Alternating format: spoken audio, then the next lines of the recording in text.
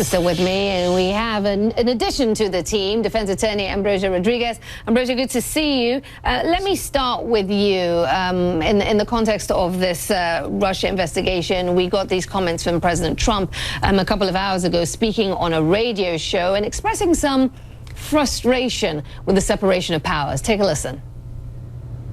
The saddest thing is that because I'm the President of the United States, I am not supposed to be involved with the Justice Department. I'm not supposed to be involved with the FBI. I'm not supposed to be doing the kind of things that I would love to be doing. And I'm very frustrated by it. Ambrosio, you're our legal mind here. You hear that from the U.S. president, especially in the context of a special counsel investigation underway, which, you know, he doesn't directly reference. I'm just saying, with that as the mood music, you hear that and you think what? That he got it completely wrong. I mean, it is a complete misstatement. I mean, the President of the United States has obviously the power and authority to appoint Attorney General, Deputy Attorney Generals, and set the policy for the Department of Justice.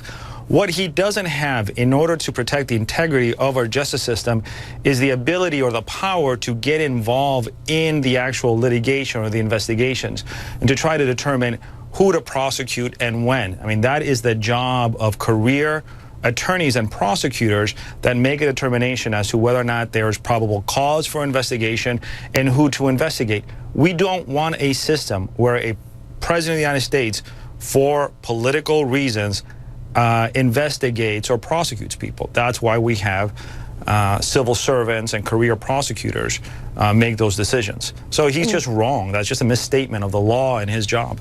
Well, Caroline, it sounds more like a wishing, if you will, that things were different. You know, you hear the president say, you know, I'm not able to do the things that, you know, I really want to be doing. I mean, what is he getting at here? How are you interpreting those statements? Well, I think it's pretty clear that he's bringing it up at a time when his campaign manager has been indicted, and Gates, the deputy campaign manager, and Mueller has already turned Papadopoulos. It's obvious that he is working with him, and so it's a matter of time before more people are indicted. So I think the president is lamenting the fact that he isn't a dictator over the Department of Justice, over the FBI. He's specifically lamenting the fact that he can't actually meddle in investigations. And I think we've seen this a lot with him, right? That he has these dictatorial tendencies. He thought the president was king, perhaps, you know. It would have been great 240 years ago, though. We actually established a democratic republic with an elected president who is contained by the Constitution, and I'm glad to see that Donald Trump is discovering that, and he's being very obvious about the fact that he doesn't like it. Well, John, the president may not be able to do what he would like with the FBI and the Justice Department, but he can needle James Comey. Take a look at this tweet that he put out earlier on Thursday, citing Tucker Carlson. Tucker Carlson opening statement about our once cherished and great FBI was so sad to watch. James Comey's leadership was a disaster. He puts out the tweet. We hear these comments about wanting to be more involved. What is the president exactly up to? Yeah, I think that's a bipartisan assessment of James Comey. Ask Hillary Clinton what she thinks about bipartisan for the same motivations. James Comey is one of the many different groups of people that Hillary Clinton blames for her loss, and in her book that's out, and someone she's called out by name on many occasions on her book tour. I think the primary issue, well, there's two issues. One, the separation of powers for someone who comes from outside the political world is a bit of a pill and a bit of a problem. You have to learn your way through it because there are three branches of government. The other thing I think that is top of mind is he's still angry at Jeff Sessions for recusing himself. Because if Jeff Sessions didn't recuse himself, there'd be no Robert Mueller, there'd be no investigation. He sees this Russia investigation as just one big distraction that's taking him away. How can he still say that after the George Papadopoulos plea agreement? How can, I mean, surely this week, this investigation became mighty real for this White House. There's still no proof of collusion. I mean, there's still the whole Paul Manafort charge has nothing to do with Russian collusion. That has to do with him not filling out the proper forms with the Treasury Department and trying to hide money from the IRS. It has to do with the fact that multiple people in the Trump campaign have lied or covered up their involvement with Russia. It has nothing to do with Russian collusion, which is the reason that Bob Mueller exists. The other thing I think that's causing him headaches with the Department of Justice justice right now is Rod Rosenstein is still a bit of a mystery, not just to Trump, but to a lot of the political people in the West Wing of the White House. And so they feel that the guy that they picked to run the Justice Department isn't the guy that's calling the shots. And I think that he's going to have a lot of hard feelings for Jeff Sessions for a long time. Okay, Ambrosio, to you quickly. This is the day, Thursday, that we learned that Jared Kushner handed over documents to the special counsel and that questions are being asked about Jared's involvement in the firing of James Comey. Does that suggest to you that Mueller is building an obstruction of justice case here? Oh, absolutely.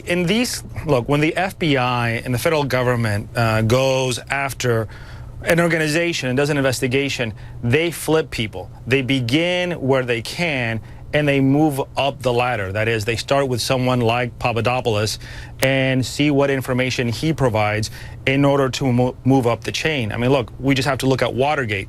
It began with a break-in with people that the White House claimed that they had no knowledge of and no involvement with, and it went up the chain to the Attorney General at the time, and then eventually into the Oval Office.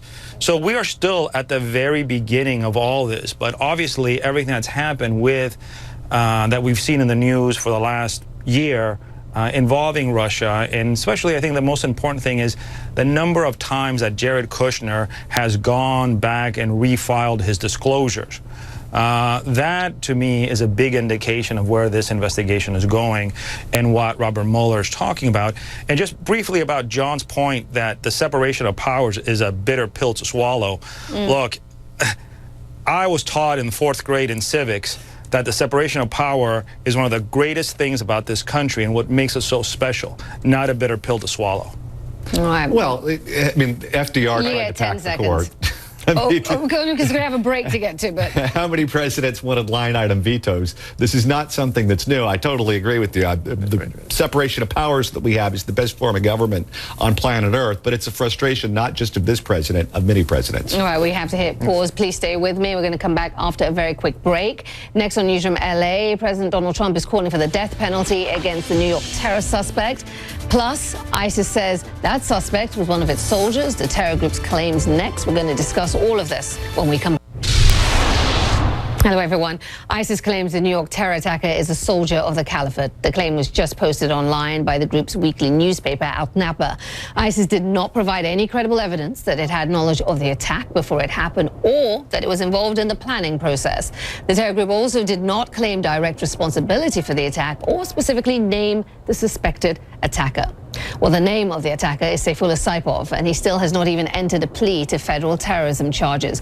But already, President Trump is calling for the death penalty. In a tweet, he said, New York City terrorist was happy as he asked to hang ISIS flag in his hospital room. He killed 8 people, badly injured 12, should get death penalty. Well, my guests Caroline, John, and Ambrosio are still with me, and they're here to discuss the president's death penalty comments. Ambrosio, let me read you some tweets that the president put out just a couple of days ago, yesterday, I believe, with regards to the suspect in this terror attack. The president said this: would love to send the NYC terrorists to Guantanamo, but statistically that process takes much longer than going through the federal system.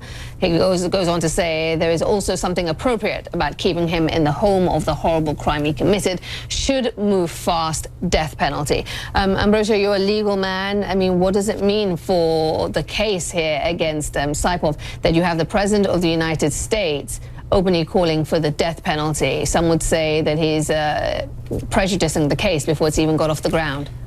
Right. He made a tough job 100 times tougher. The defense team will file 2 types of motion. One is to change venue. That means move the trial out of New York City, because the President of the United States, and not just the President of the United States, but a resident of New York City, and maybe its most famous at the time, said that he should get the death penalty.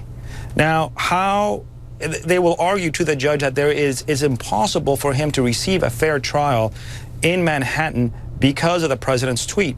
Moreover, they will also argue that he should not be eligible for the death penalty because now the President of the United States has come out and said, before he knows anything about the case, other than what we know from the news, because there are other defenses other than just the factual defenses. I'm sure there's going to be a mental health defense, maybe an insanity defense. But the fact that the president has done this, has tweeted this, it gives the defense ammunition that they didn't have before. Now, they might not succeed, but it makes the job of career prosecutors. And look, as someone who has, as a prosecutor, tried death penalty cases, as a defense attorney, defended death penalty cases, there's nothing like a death penalty case. It is the most difficult thing an attorney does. It requires the best of the best. The judges are highly qualified. So to kind of put this in the courts, to bring this tweet that kind of makes a sideshow of whether or not this gentleman should be tried in New York City and whether he should get the death penalty, it just causes more chaos and distraction in one of the most disciplined and most disciplined parts of being a lawyer, which is death penalty litigation. It's just a shame that he just couldn't keep it to himself.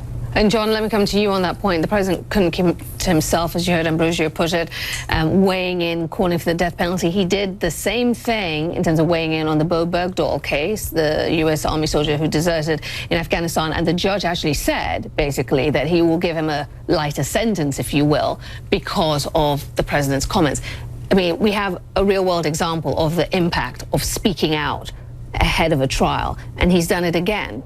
This is why we have the death penalty for people like this. And I wouldn't be too worried about making the jury biased, considering the fact that the guy committed this crime on television at high noon. So I think we all know where the jury's going to go with this anyway. I'd execute this guy twice if we could.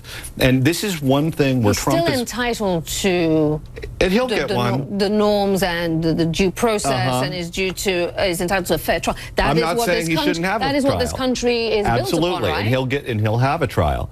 But the fact of the matter is that we're so used to having presidents that when something like this happens, the first thing we do is we get lectured to about, now, don't anyone get mad, don't anyone do anything rash or do anything wrong here, instead of anger at the person who perpetrated the crime. I'm happy we finally have a leader that's coming out and throwing a little heat this guy's way. It is interesting that in the case of the white supremacist in Charlottesville who ran his car into Heather Heyer and claimed her life, which was also captured on camera, the president did not come out and say a death penalty. And this guy's going to get prosecuted, and they're moving forward with that. People were criticizing him about Las Vegas, too. He has a double standard, right? When it comes to a person of color driving into a crowd, which I agree with you. I'm glad he condemned it. I think it was stupid to use death penalty because it does weaken the case. But he didn't do the same thing with Heyer in Charlottesville, right? He said there are good people on both sides. Where was his condemnation of the Las Vegas shooter? Why didn't he call for the death penalty there? Because the guy was dead. He's got a double standard. Oh, sorry. You're right. You're absolutely. But why didn't he call out that shooter? The difference between Las Vegas and this one is with this one, we know the motive of the shooter. With Las Vegas, we still don't know the motive of the shooter. Let's make a clear correlation between Charlottesville and what happened in New York in that case. Because if that's okay, hate is hate. I mean, it's been unproven, admittedly, but on the face of it, hate is hate. But the president's response was different. And he condemned that. He absolutely did. He didn't condemn the. And there was one person. He did not condemn what happened in Las Vegas. There was one person that was killed there. This was a terror attack that killed multiple people. It was a terror attack in Las Vegas. He didn't condemn it. He didn't do anything. We are going to do that. We must hit pause. Ambrosio, I want to say thank you for joining us and giving us your legal insights. We very much appreciate it. Thank you.